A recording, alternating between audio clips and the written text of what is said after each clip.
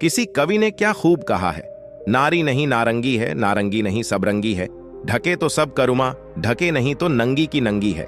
आज जो कहानी मैं आपको सुनाने वाला हूं वो बहुत ही खास है।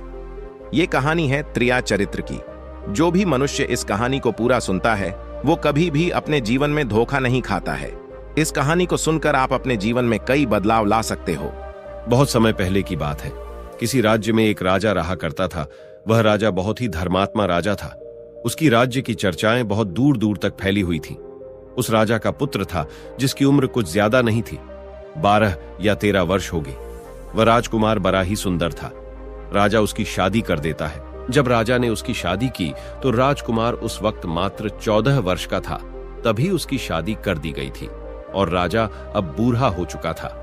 एक दिन राजा ने सोचा कि अपने राजकुमार को अब राजा बना देते हैं, क्योंकि उस राजकुमार ने कई शादियां की थीं और पहले के राजाओं में यही नियम था कि राजा जितनी चाहे उतनी शादी कर सकता था। वह राजा अपने पुत्र राजकुमार को राजा बना देता है। उसकी शादी हो चुकी थी और एक नहीं बल्कि राजकुमार की 7 शादी हो चुकी थी। वह राजकुमार जो कि राजा बना था अपनी पढ़ाई लिखाई फिर भी कर रहा था। वह रोज गुरुकुल पढ़ने के लिए जाया करता था और एक दिन की बात है, जब वह राजकुमार पढ़ने के लिए विद्यालय जा रहा था तो रास्ते में उसे एक पनिहारी मिली। वह पनिहारिन भी बहुत सुंदर थी। उस पनिहारिन ने राजकुमार से पूछा कि हे राजा, आप रोज कहां जाते हैं? राजकुमार कहता है कि मैं रोज पढ़ने के लिए विद्या ग्रहण करने के लिए अपने गुरु के पास जाता हूं। तो वो कहती है, ये तो अच्छी बात है, लेकिन ये बताइए आपने त्रिया चरित्र पढ़ा है? राजकुमार कहता है कि नहीं, मैंने यह कभी नहीं पढ़ा है। फिर पनिहारिन कहती है कि आप त्रिया चरित्र अवश्य पढ़ो। राजकुमार कहता है कि यह त्रिया चरित्र क्या होता है? पनिहारी ने कहा कि आप यह बात अपने गुरु से जाकर पूछना और त्रिया चरित्र को अवश्य ही पढ़ना।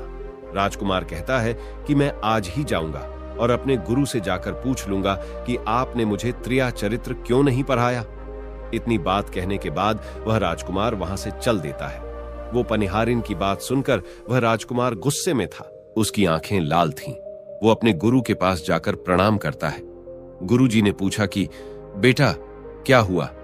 आज तुम क्रोध में दिखाई दे रहे हो और तुम्हारी आंखें लाल क्यों हैं? क्या बात है, मुझे बताओ। राजकुमार ने क्रोध में जवाब दिया कि गुरुदेव, आपने मुझे त्रिया चरित्र क्यों नहीं पढ़ाया? यह बात आपने क्यों छुपाई? त्रिया चरित्र के बारे में मुझे बताया क्यों नहीं? गुरु कहते हैं, बेटा, तुम त्रिया चरित्र नहीं पढ़ पाओगे, क्योंकि त्रिया चरित्र पढ़ना खतरे से खाली नहीं होता है और जब तुम त्रिया चरित्र पढ़ोगे तो उसमें तुम्हारी जान भी जा सकती है। राजकुमार कहता है कि गुरुदेव, आप इसकी चिंता न करें, अपनी रक्षा हम स्वयं कर लेंगे। आप केवल मुझे त्रिया चरित्र पढ़ाइए। गुरुदेव कहते हैं कि ठीक है, अब तुमने हट कर ही ली तो अब हम तुम्हें त्रिया चरित्र पढ़ाते हैं।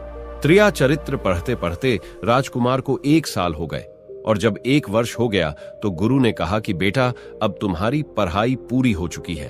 अब तुम घर जा सकते हो और आराम से अपने राज्य को चला सकते हो। अब तुम्हें यहां आने की कोई आवश्यकता नहीं है। राजकुमार कहता है, ठीक है गुरुदेव। राजकुमार जैसे ही जाने को होता है, गुरुदेव उसे रोक लेते हैं और कहते हैं, बेटा, मैं तुम्हें एक ऐसा यंत्र देता हूं, या जब तुम इसे अपने कानों में लगाओगे तो कोई भी तुम्हें पहचान नहीं पाएगा और तुम उसे पहचान लोगे। राजकुमार वह यंत्र अपने हाथों में ले लेता है और गुरु ने कहा, तुम इस यंत्र को ले जाओ और रात के 12 बजे आज ही के रात में अपने महल से निकल करके जंगल की तरफ जाना और पूर्व दिशा की ओर जाना।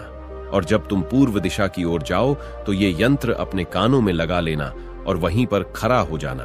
वो राजकुमार कहता है कि ठीक है, ऐसा ही करूंगा। फिर राजकुमार गुरुकुल से महल की ओर चल देता है और जब रात के 12 बज जाते हैं और उस राजकुमार की 7 पत्नियां सो जाती हैं, तब आधी रात के समय वह राजकुमार अपने हाथों में यंत्र लेकर महल से जंगल की तरफ चल देता है। राजा जंगल में पूर्व दिशा की ओर जाता है और वहां जाकर अपने कानों में यंत्र लगा लेता है और वहीं पर खड़ा हो जाता है। तो उसने क्या देखा कि वही पनिहारिन जो मुझे रास्ते में मिली थी, वही पनिहारिन एक थाली में खाना लेकर जंगल को जा रही है। वहां थोड़ी ही दूरी पर एक संत अपनी कुटिया में रहते थे। वह पनिहारिन संत के पास खाना लेकर जा रही थी। राजा ने देखा कि ये तो वही पनिहारिन है जिसने मुझसे कहा था कि त्रिया चरित्र की पढ़ाई पर हो, लेकिन पनिहारिन उस राजा को नहीं पहचान पाई। क्योंकि राजा के कानों में यंत्र लगा हुआ था। यंत्र लगने की वजह से राजा किसी को भी पहचान सकता था। राजा ने अपने मन में सोचा कि चलो उसके पीछे चलते हैं कि ये आधी रात को भोजन लेकर संत कुटिया की तरफ क्यों जा रही है, इसका क्या कारण है। वह राजा भी उसके पीछे पीछे छुपता हुआ चल दिया। अब वह पनिहारिन उस कुटिया में उस बाबा के वहां पहुंचती है। उस बाबा के पास जादू की पोटली थी और वो बाबा जादूगर था। राजा पीछे पीछे गया और वह छुप करके देख रहा था कि वह पनिहारिन औरत को बाबा क्या करेंगे। बाबा ने पनिहारिन से कहा, अरे पनिहारिन, पहले तो मुझे ये बता कि आज आने में इतनी देर कैसे लग गई। हाथ जोड़कर पनिहारिन कहने लगी कि महात्मा जी, मेरा विवाह हो चुका है और मेरे पति मुझे ले जाने के लिए आए हैं। हमें लेकर कल चले जाएंगे, इसीलिए हमें उन्हें सुलझाने में थोड़ी देर लग गई और यहां आने में भी देर हो गई। जब यह बात साधु ने सुनी कि इसका विवाह हो चुका है और इसका पति इसे लेने आया है, तो साधु कहता है कि पनिहारिन, इसका मतलब है कि तुम अपने पति के साथ जाना चाहती हो, तो हमारे पास क्यों आई हो। पनिहारिन कहती है कि मैं आपके बिना नहीं रह सकती हूँ, मैं आपके बिना नहीं जी सकती हूँ। तो साधु कहता है कि हे पनिहारिन, इसके लिए तुम्हें एक काम करना होगा। साधु एक बड़ा सा चाकू निकलता है और पनिहारिन से कहता है कि हे पनिहारिन, जाओ अपने पति के गर्दन काटकर यहां लेकर आ जाओ। अपने उस पति को मार दो जो हमारे और तुम्हारे बीच में दरार बन रहा है, तब मैं तुम्हें रख लूंगा, तुमसे विवाह करूंगा, तुम्हें अपनी पत्नी बनाऊंगा। बिना कुछ सोचे समझे वो चाकू को ले लेती है और दौड़ते हुए अपने घर जाती है और उसका पति सो रहा था। वहां जाकर अपने पति की गर्दन काट देती है और उसकी गर्दन को लेकर साधु के पास आती है और जो राजकुमार थे उसके पीछे पीछे उसका सारा कारनामा देख रहे थे। जब साधु ने देखा कि अपने पति को मार करके उसकी गर्दन यहां लेकर आई है, साधु को बहुत गुस्सा आया और उसने उसे लात मारी और कहा, भाग जाओ यहां से। जब तू अपने पति की नहीं हो सकी, जिसके साथ तूने 7 फेरे लिए, तो तू मेरी क्या होगी। जल्दी भाग जाओ यहां से। अगर तुम मेरे पास दोबारा आई तो मैं तुझे जीवित नहीं छोड़ूंगा। साधु की यह बात सुनकर उस पनिहारिन को ऐसा लगा जैसे उसके पैरों तले जमीन खिसक गई हो। फिर भी अपने पति की कटी हुई गर्दन घर लेकर के आई और उसकी गर्दन जोड़ देती है और वहीं बैठ जाती है। और इधर जैसे ही सवेरा हुआ, अपने पति के पास बैठकर रोने लगती है और चिल्लाने लगती है। कहती है, देखो देखो, किसी ने मेरे पति की हत्या कर दी। लेकिन रात में उस पनिहारिन का सारा कारनामा राजकुमार देख चुका था। इधर सारे गांव वाले पनिहारिन के घर चले जाते हैं और उसके पति की लाश को लेकर गांव के बाहर जाते हैं उसका दाह संस्कार करने के लिए। और वो पनिहारिन भी पीछे से भागती हुई रोती हुई चली जा रही थी और उधर राजकुमार भी जा रहे थे जो कि अपने राज्य के राजा बन चुके थे। पनिहारिन भागती हुई चिल्लाती हुई पहुंची और कहने लगी, मैं सती बनूंगी, क्योंकि अगर जब मेरे पति ही नहीं रहे तो ऐसे जीवन का क्या फायदा। मैं इन्हीं के साथ सती हो जाऊंगी। राजा को उसकी बातें सुनकर हंसी आ जाती है और राजा कहता है, त्रिया चरित्र जाने ना कोई और खसम मेरी के हुए सती। राजकुमार की यह बात और कोई तो नहीं समझ पाया, लेकिन वह पनिहारिन समझ जाती है। कहती है कि राजा साहब, आप हमारे ऊपर यह बात कह रहे हैं, लेकिन चलिए कोई बात नहीं, मैं सती हो जाऊंगी। लेकिन पनिहारिन जाते जाते कहती है, मैं तुम्हें एक बात बताती हूं। राजकुमार कहता है, क्या बताओ। पनिहारिन कहती हैं कि राजा साहब, आप जब चटाई पर बैठें तो उस चटाई को झाड़ कर बैठना। राजा कहता है कि यह पनिहारिन क्या कह रही है, मैं तो राजा हूं, मुझे चटाई पर बैठने की क्या आवश्यकता है। पनिहारिन कहती है कि नहीं, जब भी तुम्हें कोई नौबत आए चटाई पर बैठने की, तो तुम चटाई को झाड़ कर बैठना। राजकुमार कहता है कि चलो ठीक है, अगर तुम कह रही हो तो मैं ऐसा ही करूंगा। और कहने के बाद वह अपने पति के साथ सती हो जाती है और राजकुमार उनका अंतिम संस्कार करवाकर अपने घर को आ जाते हैं। इसी तरीके से पूरा दिन व्यतीत हुआ और उधर जब दूसरी रात आई, अपने गुरु के कहने के अनुसार वही यंत्र कान में लगाया और पूर्व दिशा की ओर उसी स्थान पर जाकर खड़ा हो गया जहां पर पिछली रात खड़ा हुआ था। दूसरी रात को राजकुमार ने क्या देखा, उसकी 7 पत्नियां भोजन की थाली अपने अपने हाथों में लेकर उसी साधु की कुटिया की तरफ जा रही हैं। जैसे ही राजा ने अपनी 7 पत्नियों को उस साधु की कुटिया की तरफ जाते हुए देखा, राजकुमार के पैरों तले जमीन खिसक गई। वह अपने मन में सोचने लगा कि ये क्या चक्कर है। तभी उनमें से एक रानी राजकुमार को देख लेती है, लेकिन रानियों ने अपने पति राजकुमार को नहीं पहचान पाई, क्योंकि राजकुमार अपने कानों में यंत्र लगाए हुए थे। वह यंत्र लगाने की वजह से राजा को कोई पहचान नहीं पाता था। उनमें से एक रानी कहती है कि ए लड़के, इतनी रात को यहाँ क्यों खड़ा है? हमारी थाली लेकर के उस कुटिया तक पहुंचा। बिना कुछ सोचे समझे राजकुमार ने वह थाली अपने हाथों में ले ली और अपनी रानियों के साथ कुटिया तक जाने लगा। जब सातों रानियां और राजकुमार उस साधु की कुटिया में पहुंचते हैं और राजकुमार कुछ भी नहीं बोल रहा था, क्योंकि राजकुमार देखना चाहता था कि हमारे प्यार में ऐसी क्या कमी है जो हमारी सातों रानियां इस साधु के पास आती है, और इस साधु के पास ऐसा क्या है जो हमारी सातों रानी अभी यहाँ आ रही है। वह राजकुमार छुप करके सब जानना चाहता था। इधर जब वह सातों रानियां राजकुमार को लेकर साधु के पास पहुंची तो महात्मा राजकुमार को देखकर कहता है कि ये कौन है? तो सातों रानियां कहती हैं कि महात्मा जी, यह बालक हमें रास्ते में मिला, इसने हमारी सहायता की तो हम इसे अपने साथ लेकर आ गए। रानी कहती हैं कि एक काम करते हैं, इसे आज रात यहीं रहने देते हैं, कल सुबह होते ही यह चला जाएगा। वो साधु उनकी बातों को मान लेता है। वह साधु अपने एक शिष्य को बुलाता है और उससे कहता है कि आज रात के लिए इस बालक की रुकने की व्यवस्था कर दो। वह शिष्य राजकुमार को लेकर एक कमरे में जाता है। उस कमरे में एक चटाई बिछी हुई थी। शिष्य कहता है कि देख भाई, आज तुझे चटाई पर सोना पड़ेगा। वह शिष्य राजकुमार को इतना कहकर वहां से चला जाता है। राजकुमार उस कमरे में अकेला पड़ जाता है। अपने मन में सोचता है कि आज तो नौबत आ ही गई चटाई पर सोने की। राजा कहता है, चलिए कोई बात नहीं, आज की रात हम चटाई पर ही गुजार लेंगे। राजकुमार जैसे ही चटाई पर बैठने ही वाला था, उसे पनिहारिन की बात याद आ गई। वो सोचने लगा कि पनिहारी ने मुझसे कहा था कि जब भी तुम्हें चटाई पर बैठने की नौबत आए, तुम चटाई को अवश्य झाड़ लेना। चलो आज पहले झाड़ ही लेते हैं, हो सकता है इसका कोई राज हो। जैसे ही राजा ने चटाई उठाई तो उसने क्या देखा? उसने देखा कि एक बहुत बड़ा भयानक कुआं है। जब उस कुएं को देखा तो राजा के होश उड़ गए। राजा उस कुएं के अंदर झांक कर देखता है। राजा को अंदर बहुत सारे कैदी दिखाई देते हैं, जिन्हें उस्तादों ने अंदर कैद करके रखा था। उन कैदियों में से एक आदमी ने राजकुमार को पहचान लिया। वह आदमी राजकुमार से कहता है कि राजकुमार, आप यहां कैसे आ गए? राजकुमार कहता है कि धीरे बोलो, नहीं तो सब पोल पट्टी खुल जाएगी।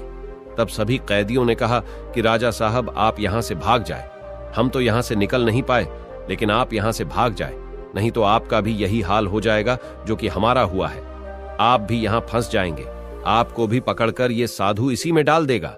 आप जितना जल्दी हो सके यहां से भाग जाए। राजा जब उस कमरे के अंदर गया था तो अपने कान में से यंत्र निकाल लिया था, और जब राजा वहां से भागा तो अपने कान में यंत्र लगाना भूल ही गया। राजा को भागते हुए उन रानियों ने और साधु ने देख लिया था। रानियों ने जब राजा को भागते हुए देखा तो रानी कहती हैं, यह तो हमारे पति हैं। महात्मा से कहती हैं कि महात्मा जी, अब तो हमारी सारी पोल पट्टी खुल जाएगी। यह तो हमारे पति है और वह भागे जा रहे हैं। उन्होंने हमें यहां देख लिया है, अब हमारा क्या होगा? वह साधु कहता है कि तुम यहां क्या देख रही हो, जल्दी जाओ और अपने पति को पकड़ कर लाना। तो रानियां राजकुमार को पकड़ने के लिए दौड़ी दौड़ी जाती है, लेकिन वह राजकुमार जो राजा था इतना तेज था कि वह अपने महल जा पहुंचा, और घबराई रानियों के तो होश उड़ गए। फिर वापस उसी बाबा के पास आती है और बाबा से कहती है कि महाराज, अब तो हमारे पति हमें जीवित नहीं छोड़ेंगे। हम जैसे ही घर जाएंगे वो हमारी जान ले लेंगे। हे महात्मा, आप हमें बचा लीजिए, इसका कोई उपाय कीजिए। तब जाकर वह साधु रानियों को एक जादुई कील देता है और कहता है कि जब तुम जाओ तो अपने पति को बहला फुसलाकर उसके माथे में यह जादुई कील घुसा देना। तुम्हारे पति को ढेर बना देगा और तुम साथ मिलकर उसे मार देना। बस कहानी खत्म हो जाएगी और तुम सातों रानियों बच जाओगी। सब रानियां तैयार हो जाती हैं। वो सातों रानियां साधु की बात मान लेती हैं और जादुई कील लेकर महल आती है। वह सातों रानियां आपस में विचार करती हैं कि राजा सबसे ज्यादा प्रेम सबसे छोटी वाली रानी को करते हैं, तो वह 6 रानियां मिलकर जादू वाला कील छोटी रानी को दे देती है और कहती है, ये लो, तुम्हारा काम है, तुम किसी भी तरह राजकुमार के सर में ये कील गाड़ देना। तो छोटी वाली रानी कहती है, ठीक है, और छोटी वाली रानी वह कील ले लेती है। जब राजा ने उन सातों रानियों को आते हुए देखा तो क्रोध में कहा कि पहले तुम यहीं रुको, पहले मुझे ये बताओ कि हमारे राज्य में और हम में ऐसी क्या कमी है कि तुम आधी रात को उस साधु के पास जाते हो? इसका क्या कारण है? पहले तुम मुझे ये बताओ। तो सातों रानियां हाथ जोड़ कर कहती हैं, महाराज, हमें माफ कर दीजिए। हमें लगता है कि उस साधु बाबा ने हम पर कोई जादू टोना कर दिया था, इसीलिए हमसे ऐसी गलती हो गई। आइंदा ऐसी गलती हमसे कभी नहीं होगी। छोटी रानी की ऐसी बातें सुनकर राजा उनकी बातों को मान लेता है, क्योंकि वह राजा छोटी रानी से बहुत प्रेम करता था। वह राजा भी सोचने लगता है कि शायद उस बाबा ने ही इन पर कोई जादू टोना किया होगा, और अपनी 7 पत्नियों को माफ कर देता है और कहता है, ठीक है, तुम अपने कमरे में चली जाओ। सबसे छोटी रानी, जिससे राजकुमार बहुत प्रेम करता था, वह राजकुमार को खाना खिलाती है और राजकुमार को सुला देती है। जब वह राजा सो गया तो वह 6 रानियां भी वहीं आ जाती हैं। सबसे छोटी रानी जो थी वह जादुई कील निकालती है और राजा के सर में घुसा देती है। छोटी रानी ने कील जैसे ही ठोकी, राजा पूरा तेजी से उठा, लेकिन इतने समय में वह ढेर बन चुका था। अब उस राजा में इतनी शक्ति नहीं थी कि उन रानियों से मुकाबला कर सके। वह 7 रानियां उस राजा को पकड़ने लगी। राजा फिर भी हिम्मत नहीं हारा और अपने महल की खिड़की से कूदकर राजा भागते भागते अपने गुरु के पास पहुंच गया और कहने लगा कि गुरु जी, मुझे माफ कीजिए, मेरी जान बचाइए, नहीं तो मैं मारा जाऊंगा। गुरु कहते हैं कि बेटा, मैंने तुमसे कहा था कि तुम त्रिया चरित्र मत सीखो, इसमें जान भी जा सकती है। देखा इसका नतीजा। राजकुमार कहता है, गुरुदेव, मुझे माफ कर दो और जल्दी मेरी जान बचाओ, नहीं तो मैं मारा जाऊंगा। मेरी पत्नी ने मेरे सर में जादुई कील ठोंकी है, जिसकी वजह से मैं ढेर बन चुका हूं। गुरु ने जब ध्यान से देखा तो कहा कि ये वही कील है जो साधु ने दिया है। मैं तुम्हें अब नहीं बचा सकता। राजकुमार कहता है, नहीं गुरुदेव, ऐसा मत कहिए, मैं आपका शिष्य हूं, आपका कर्तव्य है मेरी जान बचाना। तो अब गुरु कहते हैं कि हे बेटा, मैं तुम्हें बचा तो नहीं सकता, लेकिन एक उपाय है। राजकुमार कहता है, क्या उपाय है गुरुदेव? गुरु कहते हैं कि हम तुम्हें तोता बना देंगे, और जब हम तुम्हें तोता बना देंगे तो तुम सुखवाद राजा के राज्य में चले जाना और वहीं जाकर रहना, क्योंकि सुखवाद राज्य में वह साधु का जादू नहीं चलता है। और तुम्हें जब बहुत प्रेम करने वाली स्त्री मिलेगी तो तुम पुनः राजकुमार बन जाओगे। वह राजकुमार कहता है, ठीक है गुरुदेव, आप हमें तोता बना दीजिए। तो वह गुरुदेव उसे तोता बना देते हैं, और वह तोता बनने के बाद वहां से ऊरा और सुखवाद राजा के राज्य में चला गया। जहां पर बहुत सारे तोता रहते थे, वहीं जाकर रहने लगा, और 7 रानियों उस राजकुमार को खोज रही थी। जब राजकुमार नहीं मिला तो फिर से उस बाबा के पास जाती है और कहती हैं कि बाबा जी, वह रात को राजा भाग चुका है, आप अपनी पोटली निकालिए और देखें कि वह कहां है। तो वह महात्मा अपना पोटली खोलता है और देखने लगता है कि वह राजकुमार तोता बनकर के सुखवाद राजा के राज्य में रह रहा है। वो साधु यह सारी बात रानियों को बताता है। तो रानियां कहती हैं कि स्वामी, अब क्या करें? वह साधु कहता है कि अब तुम अपने राजमहल में जाओ और जाकर के घोषणा कर दो कि जो भी तोता पकड़ करके लाएगा, हम उसे 5 सोने के सिक्के देंगे। 7 रानियों अपने महल पहुंचते हैं और वहां पर घोषणा कर देती है कि सभी बहेलियां से कह दो कि जो भी तोता पकड़कर लाएगा, हम उसे 5 सोने के सिक्के देंगे। उस राज्य के जीतने बहेलियां थे, वो तोता पकड़ने के लिए चारों तरफ घूमने लगते हैं, और जो भी तोता पकड़ते वो रानी के पास जाते और 5 सोने के सिक्के ले लेते थे और वहां से चले जाते, और वह 7 रानियां उस तोते को मार देती। ऐसे ही धीरे धीरे बहुत समय निकल गया, और वो राजकुमार जो तोता बनकर जहां गया था, वहां सारे तोताओं से बहुत अच्छी अच्छी बातें करता था, उन्हें बहुत ज्ञान की बातें बताता था। तो सारे तोता को लगा कि यह तोता तो बहुत समझदार है, ये तोता तो बहुत अच्छी अच्छी बातें करता है, इसे हम अपना राजा बना लेते हैं। और सभी तोता मिलकर उसे राजा बना लेते हैं। राजकुमार सभी तोतों का राजा बन जाता है और वही छुप कर रहने लगता है। एक बहेलिया तोता पकड़ते पकड़ते सुखवाद राजा के राज में पहुंच जाता है, और वह उसी पैर के पास पहुंच जाता है जहां पर वह राजकुमार तोता बनकर छुप कर रहता था। जब उस बहेलिये ने इतने सारे तोते को देखा तो अपने मन में सोचा कि अगर हम इतने सारे तोते पकड़कर रानी के पास ले जाएंगे तो हमें बहुत सारी सोने के सिक्के मिल जाएंगे। लेकिन वह बहेलिया सोचता है कि हम इतने सारे तोतों को पकड़ेंगे कैसे। तो जैसे ही सुबह हुई, उस पैर से सारे तोता उड़ कर दाना पानी के लिए बाहर चले जाते हैं, और इधर बहेलिया चाकू से पैर पर चारों तरफ कट लगा देता है, जिससे कि पैर से बहुत सारे गोंद निकल जाते हैं। पैर के चारों तरफ ही गोंद हो जाते हैं। जो लोग गोंद के बारे में नहीं जानते मैं उन्हें बता दूं कि हर पैर पर एक प्राकृतिक गोंद निकलता है जिससे हम कुछ भी चिपका सकते हैं। तो दोस्तों, अब बहेलिया सोचता है कि जब भी वह सारे तोते आएंगे, इस पैर पर बैठेंगे, वह सभी इस पैर में चिपक जाएंगे और मैं आसानी से उन्हें लेकर चला जाऊंगा। बहेलिया वहीं छिप करके देखने लगा और जब शाम हुई, सारे तोता वापस आए और वह तोता जैसे ही पैर पर बैठे, सभी का पैर उस गोंद में चिपक गया, क्योंकि पूरे पैर में गोंद ही गोंद लगा हुआ था। अब तो सारे तोते परेशान हो गए। उनमें राजकुमार, जो अभी तोता बना हुआ था, वह भी चिपक गया था। सारे तोते राजकुमार से कहते हैं, क्योंकि सारे तोते राजकुमार को अपना गुरु मानते थे, कि आप कुछ भी सोचो, हम सबको बाहर निकालो, नहीं तो सुबह तक बहेलिया आएगा और हमें पकड़ कर लेकर चला जाएगा। वह राजकुमार कहता है कि तुम बिल्कुल चिंता ना करो, जब सुबह वह बहेलिया आएगा तो तुम सभी ऐसा करना कि उस बहेलिया को लगे कि सारे तोते मर चुके हैं, और जब सभी तोते को पैर से छुड़ाकर नीचे फेंक दें तो सभी उड़कर भाग जाना। सभी तोता कहते हैं, ठीक है गुरुदेव। सुबह हुई। जैसे ही बहेलिया पैर के पास पहुंचा, सभी तोता ऐसे लटके हुए थे जैसे कि वह सभी मरे हुए हैं। जब बहेलिया तोतों को देखा तो सोचा कि अरे, ये क्या हो गया? ये तो सभी मर गए। अब हमें सोने के सिक्के कैसे मिलेंगे? फिर बहेलिया ने सोचा कि चलो अब इन्हें छुरा देते हैं। बहेलिया पैर पर चढ़ा और उनको छुरा कर नीचे फेंकने लगा। बहेलिया ने सभी तोते को छुरा कर नीचे फेंक दिया, लेकिन जो राजकुमार था, जो तोता बना हुआ था, वह वहीं पर रह गया और नीचे जितने भी तोते थे वो सभी उड़कर भाग गए। बहेलिया ने सोचा, अरे ये क्या हुआ? इस पर सिर्फ एक ही तोता है जो कि मरा लटका हुआ है, और जीतने तोते को मैंने छुरा कर नीचे फेंके, वह सभी उड़कर भाग गए। बहेलिया ने सोचा, इसका मतलब ये सारे तोता ने मिलकर मेरे साथ धोखा किया है।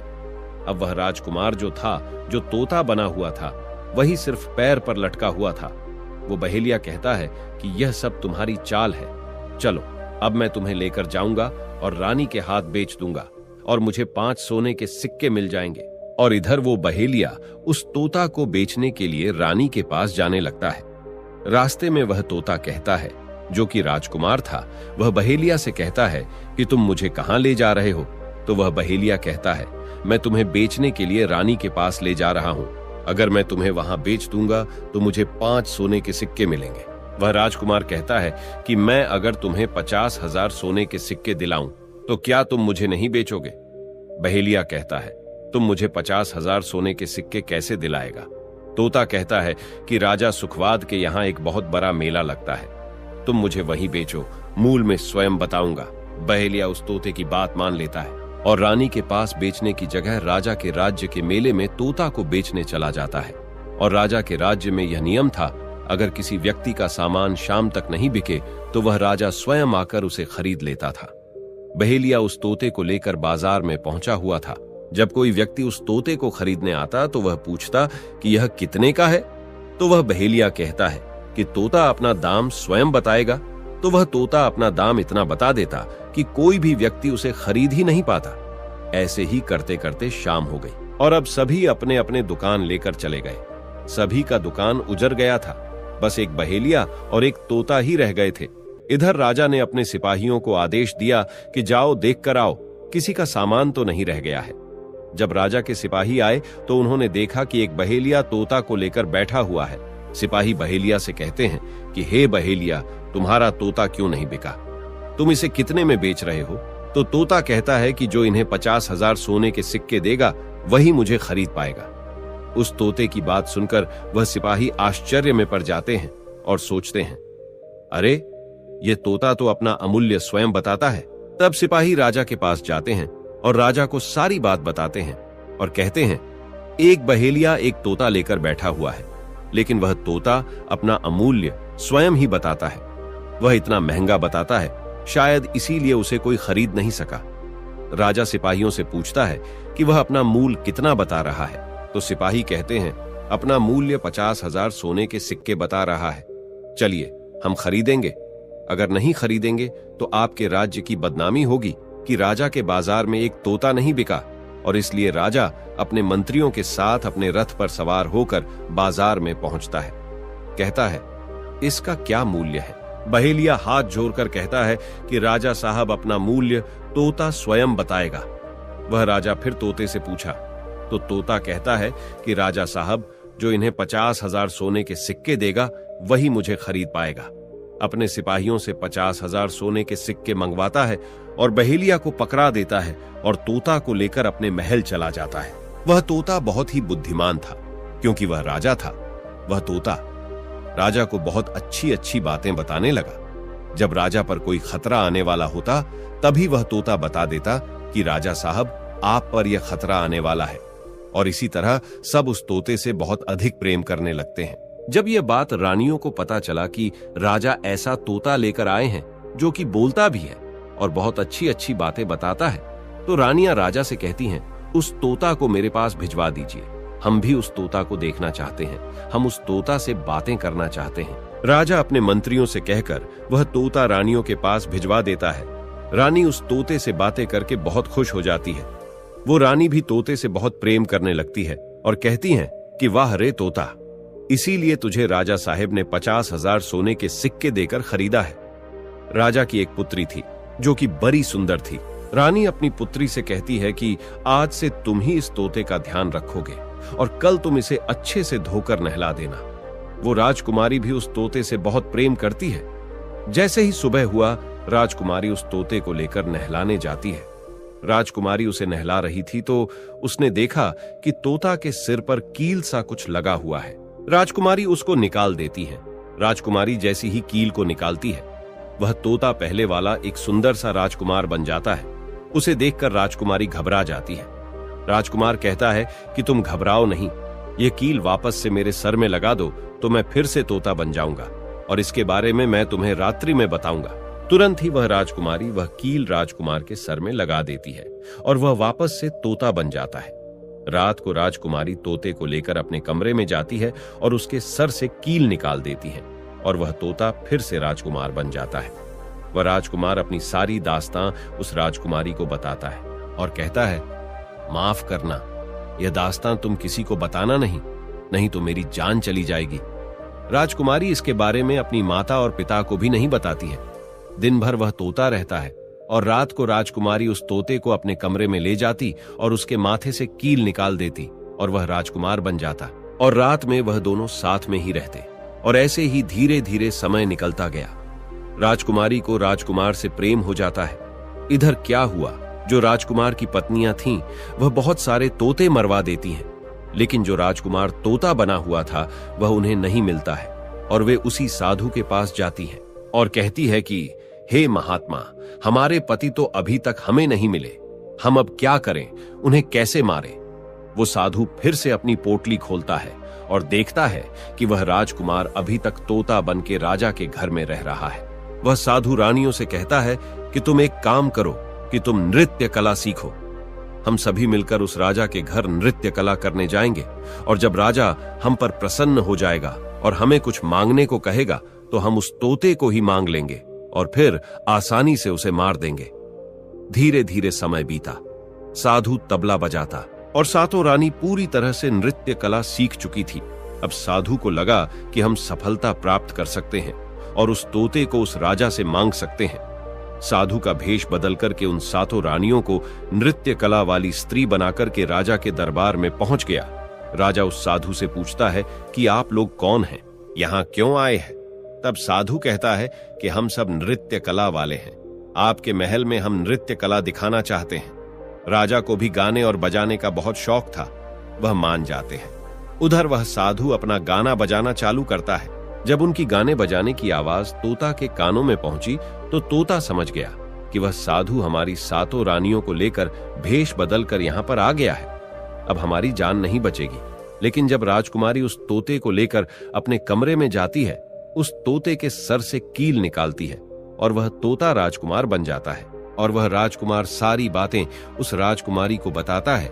कहता है कि देखो, जो यह गाने बजाने वाले आए हैं यह वही साधु हैं। यह गाने बजाने से राजा को खुश कर देगा और बदले में मुझे मांग लेगा और ले जाकर मुझे मार देगा। वह राजकुमार कहता है कि सुनो राजकुमारी, जब राजा आदेश दें कि तोता को लेकर आओ तो तुम मुझे मत देना। जब राजा खुद यही मुझे लेने आए तब भी तुम मुझे मत देना। कहना कि तोता को नहीं दूंगी, और जब राजा न माने, राजा तुमसे जिद करें और मुझे मांगे, तब तुम गुस्से में आकर के पिंजरे को फेंक देना। उसके बाद मैं अपने बचने का रास्ता हम स्वयं ही ढूंढ लेंगे। राजकुमारी कहती है कि ठीक है, और वहां गाना बजाना हुआ तो राजा प्रसन्न होकर उन्हें कहते हैं कि मांगो, क्या मांगना चाहते हो। वह साधु कहता है कि जो आपके पास तोता है, जो आप कुछ दिनों पहले ही खरीदे हैं, वह तोता आप मुझे दे दो। राजा कहता है ठीक है। राजा अपने मंत्री को आदेश देता है कि जाओ, उस तोते को लेकर आओ। मंत्री राजकुमारी के पास पहुंचता है और कहता है कि यह तोता मुझे दे दो। राजकुमारी कहती है नहीं दूंगी। मंत्री कहता है कि देखिए, आप जिद मत कीजिए। राजकुमारी कहती है कि तुम जाओ और मेरे पिताजी को यहां भेज दो, वह आकर इसे ले जाएंगे। मंत्री राजा को जाकर सारी बात बताता है। राजा स्वयं आता है उस तोते को लेने के लिए। वह राजा जाकर कहता है कि बेटे, यह तोता मुझे दे दो। यह नृत्य कला वाले को देना है जो यहाँ गाना बजाना किए हैं, ये उन्हें देना है। तो राजकुमारी कहती हैं कि पिताजी, यह तोता मैं नहीं दूंगी। क्रोध में आकर राजा कहने लगा कि बेटी, कैसी बातें कर रही हो, इसे देने का मैंने वादा किया है। जब राजकुमारी ने राजा को क्रोध में देखा तो राजकुमारी को भी गुस्सा आ गया और राजकुमारी गुस्से में पिंजरे को जमीन पर फेंक देती है। वह पिंजरा जैसे ही जमीन पर गिरा, वह टूट गया और तोता जो था वो चावल का दाना बन गया। और जैसे ही साधु को ये बात पता चली, साधु भी तुरंत कबूतर बन जाता है और उस दाने को कबूतर झुकने लगता है। उसमें से जो एक दाना था, बस वही राजकुमार था। जैसे ही वह दाना कबूतर झुकने वाला होता है, राजकुमार बाज बन जाता है और एकदम से कबूतर पर झपटता है और उसे मार देता है। इस तरह से उस साधु की मृत्यु हो जाती है। राजा यह सब देखकर आश्चर्यचकित हो जाता है। उस कबूतर को मारकर फिर से तोता बन जाता है और जो राजकुमारी थी, उस तोते से कील निकाल देती है और वह फिर से पहले जैसा राजकुमार बन जाता है। वह राजकुमारी अपने पिता को सारी बात बता देती है। वह राजकुमार कहता है कि देखिए राजा साहब, मैं भी एक राजा हूं और मैं आपकी बेटी से प्रेम करता हूं और मैं उनसे शादी करना चाहता हूं। वह राजा अपनी पुत्री से पूछता है कि बेटी, क्या तुम इससे शादी करना चाहती हो? तो राजकुमारी कहती हैं कि पिताजी, मैं इनसे प्रेम करती हूं। और फिर राजकुमार उस राजा की पुत्री से विवाह करके अपने महल जाता है और जो उनके 7 पत्नियां थीं, उनको पकड़कर बंदी गृह में बंद करवा देता है और राजकुमार खुशी खुशी उस राजकुमारी के साथ रहने लगता है। दोस्तों, जब कोई स्त्री कभी कभी किसी परिस्थिति में चतुराई या चालाकी दिखाती है या दूसरों को बेवकूफ मानते हुए कोई अभिनय, ढोंग या पाखंड करती है, तो इसे ही त्रिया चरित्र कहते हैं, जिसे पढ़ने के बाद राजा को अपनी जान बचाने के लिए क्या क्या नहीं करना पड़ा, क्योंकि राजा को स्त्री के त्रिया चरित्र की पूरी जानकारी हो चुकी थी कि कैसे जब एक स्त्री को अपना स्वार्थ दिखने लगता है तो वह अपने लोगों को भी बेवकूफ बनाकर अपना स्वार्थ को पूरा करती है और उसके साथ रहने वाले लोगों को इसके बारे में भनक तक नहीं लगता कि यह स्त्री त्रिया चरित्र की खेल कर रही है। दोस्तों, आज के टाइम में हर दूसरा लोग त्रिया चरित्र कर रहा है, जिसके अंदर थोड़ा सा भी स्वार्थ है। इसलिए दोस्तों, जो आपके दिल के करीब है, उसके बारे में आप पूरी जानकारी रखिए कि उसके अंदर खुद को लेकर कोई स्वार्थ तो नहीं छुपा है, और अगर ऐसा है तो आप उनसे थोड़ा दूर ही रहिए, क्योंकि ऐसे में आपको जिंदगी के हर एक कदम पर धोखा ही मिलेगा। क्योंकि एक स्वार्थी स्त्रियां अपनी स्वार्थ के लिए जिंदगी में कुछ भी कर सकती हैं। तो दोस्तों, आपको ये वीडियो कैसी लगी कमेंट करके जरूर बताएं। वीडियो पसंद आई हो तो लाइक करें, चैनल को सब्सक्राइब करें, अपने ऐसे दोस्तों के साथ शेयर जरूर करें जिसे त्रिया चरित्र के बारे में पता ना हो।